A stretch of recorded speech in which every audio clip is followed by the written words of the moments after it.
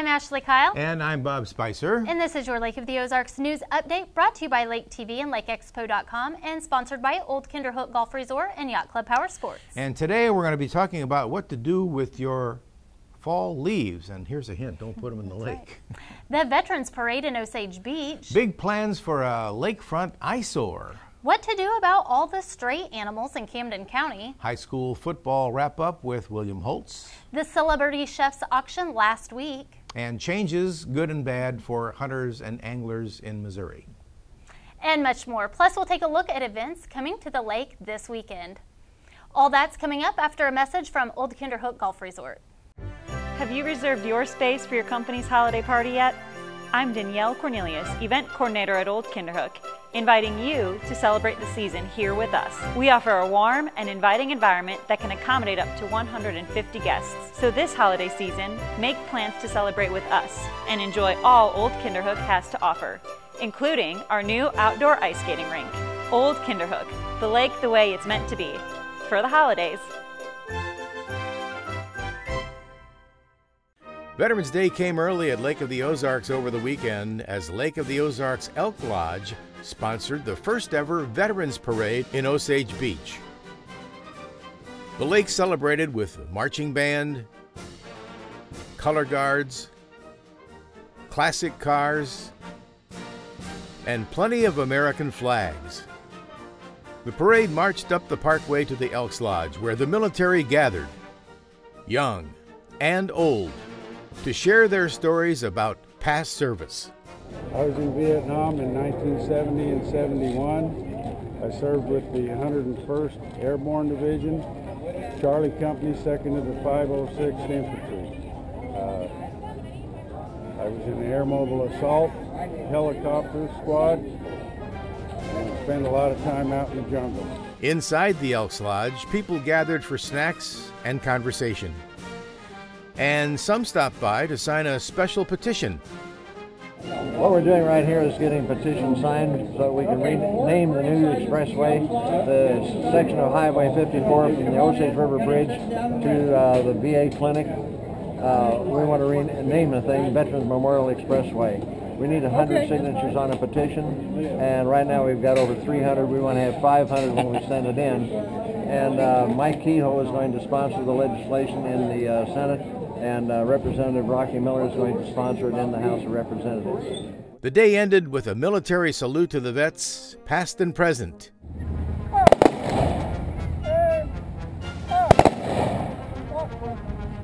And a silent pause to remember. Bob Spicer for Lake TV at the first annual Veterans Day Parade in Osage Beach.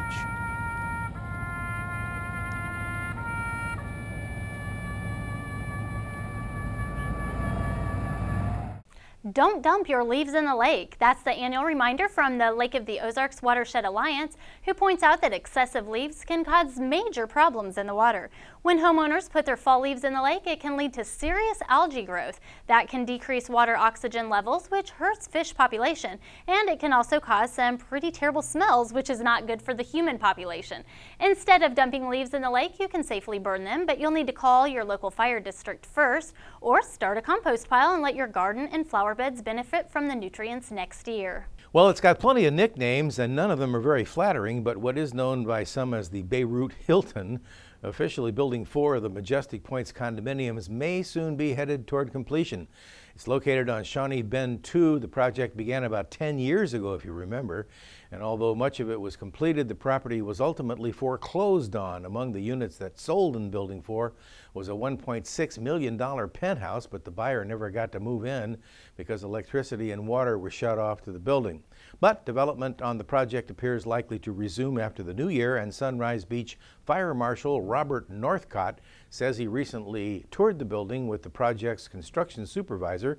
Going to be a few more hoops to jump through before construction can begin again, he said, including the application for building permits and submission of architectural drawings for any changes from the original plan.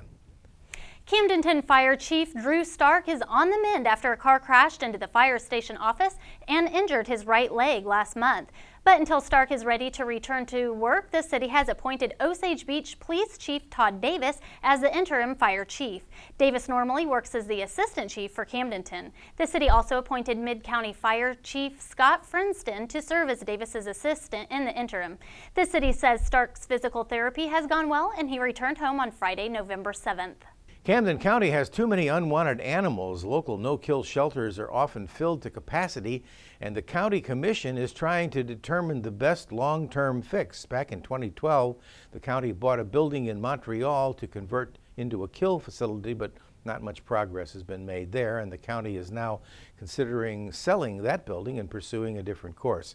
Question is, should the county focus on killing stray animals, getting them adopted, or creating laws for breeders and pet owners?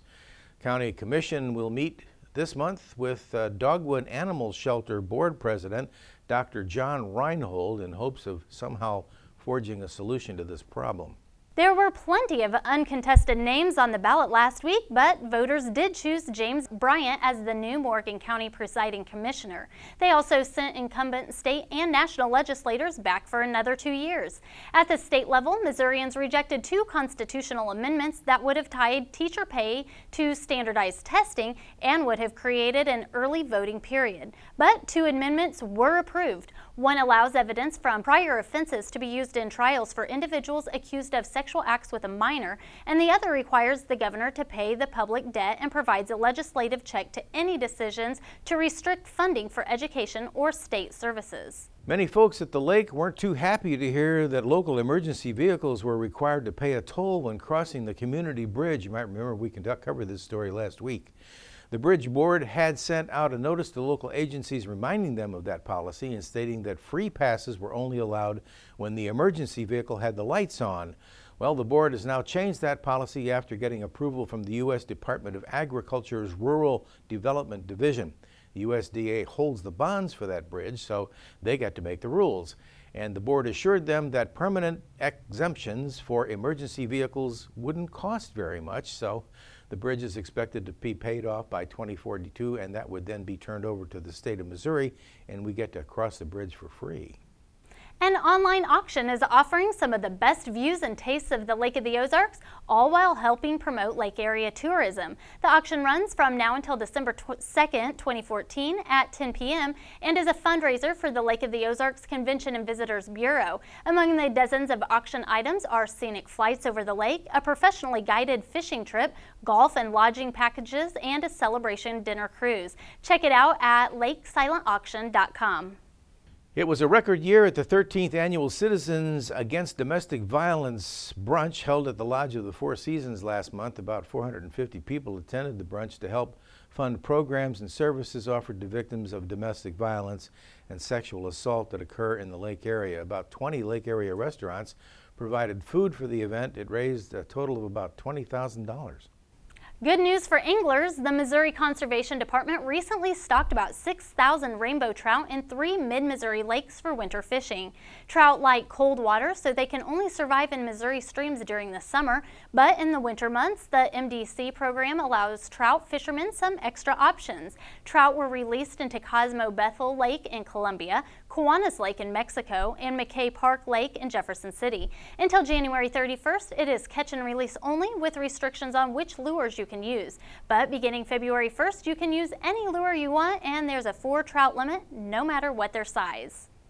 The deer season opens this Saturday, November 15th, but the Missouri Department of Conservation has a couple of new rules for hunters this year.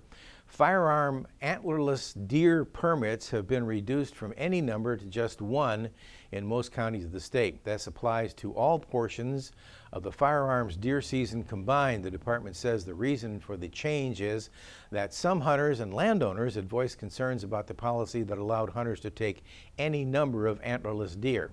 The deer population took a hit, you might recall, last year, or actually in 2012, in the drought, and that led to an increase in a disease throughout most of the state. The MDC says the change is an attempt to respond to the ever-changing factors affecting deer populations in the state. Oh, and if you do go out hunting this weekend, you better bundle up because the National Weather Service has forecast Saturday highs in the 40s and lows in the mid-20s Saturday morning. Coming up, A Lake TV feature covering the celebrity chef auction this past week for the March of Dimes. That after this message from Yacht Club Power Sports. And don't forget sports, and we'll be back right after this. It's time to have some fun on land with Can-Am ATVs and side-by-sides available at Yacht Club Power Sports of Osage Beach. New and used models available. Come and check out the all-new models to get you ready for the fall. Yacht Club Power Sports is the only authorized Can-Am dealer at the Lake of the Ozarks. Have some serious fun with the Can-Am Maverick Max or check out the Outlander 1000 XMR. Stop by Yacht Club Power Sports, your Can-Am and Sea-Doo provider of mid-Missouri. The theme was the Roaring Twenties, but the purpose is timeless, as Lake TV was there for the 16th annual Signature Chefs Auction at the Lodge of the Four Seasons to benefit the March of Dimes. March of Dimes Signature Chefs Auction is one of the largest fundraisers in the Lake area. It's a great culinary event raising money for area babies that are born too soon. 1 in 9 babies in Missouri is born prematurely, and tonight's event features chefs from over 15 restaurants throughout the Lake area, highlighting some of their signature dishes for over 300 guests. Tonight's event is highlighted by a live auction, which features our ambassador family that shares their personal story about their connection with the March of Dimes and how the work that we do through education, programs, services, and advocacy efforts helps them and their family in the fight against prematurity. So we're honored to be a part of this event and host it here at the Lodge of the Four Seasons. As you might expect, there was plenty of food to sample, everything from exotic drinks to gourmet delicacies. There were lots of auction items, everything from a party for 20 at JJ Twiggs to a $3,000 necklace that someone could win. Part of the March of Dimes mission is helping babies born prematurely. This year's ambassador family is Stacy and Joe Maples and their daughter, Ariana. How did the March of Dimes help you folks? Well, it helped get her developed, you know. She's only 2 pounds, 13 ounces, so yeah, so she got bigger because of all the research and the great care, Boone Hospital in Columbia. After 2 years, they release them. It takes 2 years before they say, okay, they're at a normal growth. They actually let her go early, believe it or not. What was it, like 14 months, 15 months? Well, it wouldn't be an auction without an auctioneer. And the chef's auction had one of the best. Great night, very successful. Had probably 600 people here. We're hoping for a goal. Had a lot of great packages. You know, I got to tell you, when we work with the Lake of the Ozarks and any of the charities of the Lake of the Ozarks, just amazing, the charitable nature of people. Wonderful place to live. I'm so proud to be a part of it. The March of Dimes tonight, I'm just sure they're close to a goal. If you missed it, you don't want to miss it next year. The Signature Chef's Auction raised a total of $80,000 for the March of Dimes. I'm Bob Spicer for, well, I'll let Rick Bryant do it. Got a little gas left in me, 200 and a 3, 300 and a 4, 300 and a 4, sold on Lake TV. I'm William Holtz from the Lake TV Sports Studio, and this is your high school football week that was. It was district championship night across the state of Missouri, and we actually had 3 area teams playing for trophies. The Pintos from California, the Camdenton Lakers, and the Osage Indians all hit the gridiron with championship aspirations. California added special teams drama to their already unforgettable 2014 season. Friday night, the Pintos defeated Blair Oaks by a final score of 32-30. The Pintos won on the leg of sophomore kicker Jose Magana. Magana couldn't have picked a bigger stage to convert his first field goal of the season, as he converted on a 35-yard field goal with just 1:25 left in regulation. The field goal, as we said, marked his first of the season. It was also Magana's first career conversion. California's D was able to seal the deal and help the Pintos move to a perfect 12-0. The Pintos were led by senior quarterback Jaden Barr, who rushed for 161 yards with a pair of scores. And with the Pintos' nail-biting win, they've punched their ticket into the state quarterfinals once again. They're going to host Orchard Farm Friday at Riley Field, and the state quarterfinal game is anything but unfamiliar territory for Coach Albertson and his squad, who have won their quarterfinal matchup the last 2 years before eventually losing to the eventual state champion Maryville Spoofhounds in the semifinals. In Friday's Game of the Week on Lake TV, we were on hand to watch Camdenton's season come to an end at the hands of the Columbia Battle Spartans. Camdenton gave up 256 yards rushing to Spartan running back Nash Sutherland and had a hard time getting anything going against what was the toughest front they had faced all year on both offensive and defensive side of the ball. Josh Martin went for well over 100 yards rushing and had 2 touchdowns. He ended his stellar senior campaign with 2,400 yards and a total of 28 rushing scores. The Lakers' final record on the year was 8-3, and they saw their district championship winning streak snapped at 4. Columbia Battle, under the direction of head coach Justin Conyers, are in just their 2nd year of existence, and this is their 1st year of being district eligible. They made the most of their first district playoffs, winning the district title and doing so in unthinkable fashion, winning the title in the jaws of death at Bob Shore Stadium. On behalf of Lake TV, we'd like to congratulate Coach Jeff Shore, his entire coaching staff, and the Camdenton Lakers on an exciting and successful 2014 season, a season that Lake TV feels very privileged to have been a part of. The Osage Indians shocked the Missouri football world once again Friday as they traveled to Mountain Grove and won an absolute thriller over Mountain Grove. They trailed by 2 scores with under 5 minutes left in the game, and they found the end zone on an Austin Riley to Justin Heiser 8-yard touchdown connection. That pulled the Osage within a score. Osage's ensuing onside kick attempt did fail, but their defense came up with a big stop and got the ball back in the hands of quarterback Austin Riley and the Indians' offense. The drive started at their own 26 with just 1:55 remaining, and with just a minute left in the game, Riley was able to connect with his favorite target, Colin Samuelson, who made a great catch and found the end zone, tying the game at 36 after the ensuing extra point.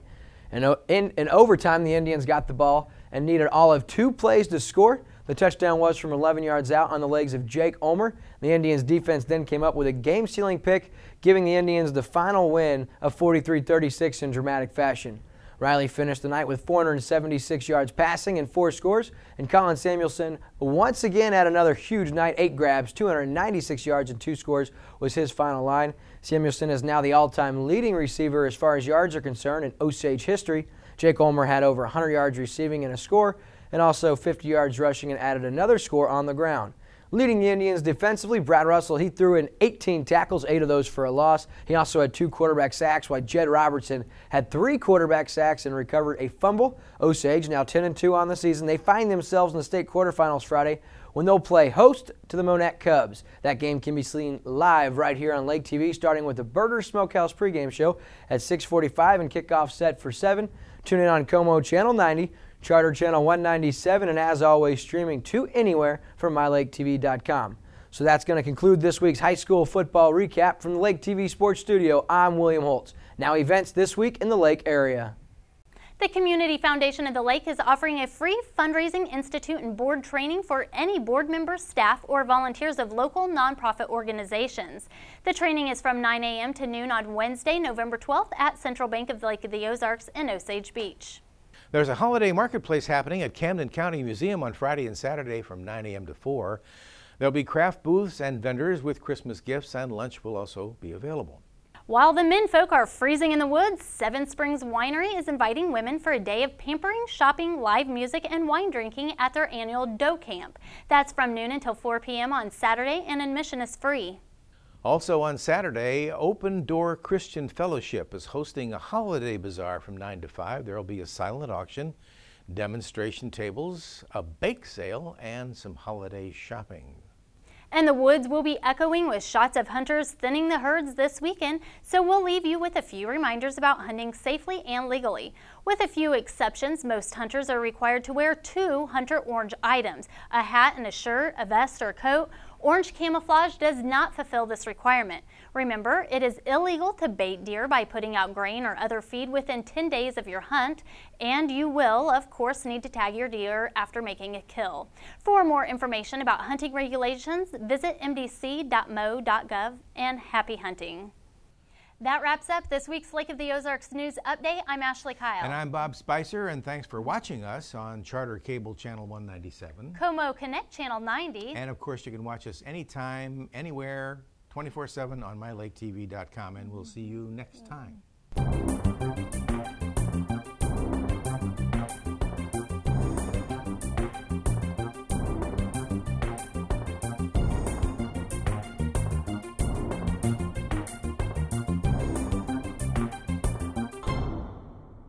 Welcome to Lake of the Ozarks. You're watching Lake TV, your visitor information station, on Charter Cable Channel 197 and Como Connect Channel 90, or from anywhere at MyLakeTV.com. Stay tuned to Lake TV to get all the latest on activities and attractions, events, entertainment, boating, outdoors, shopping, lake history, and dining at Lake of the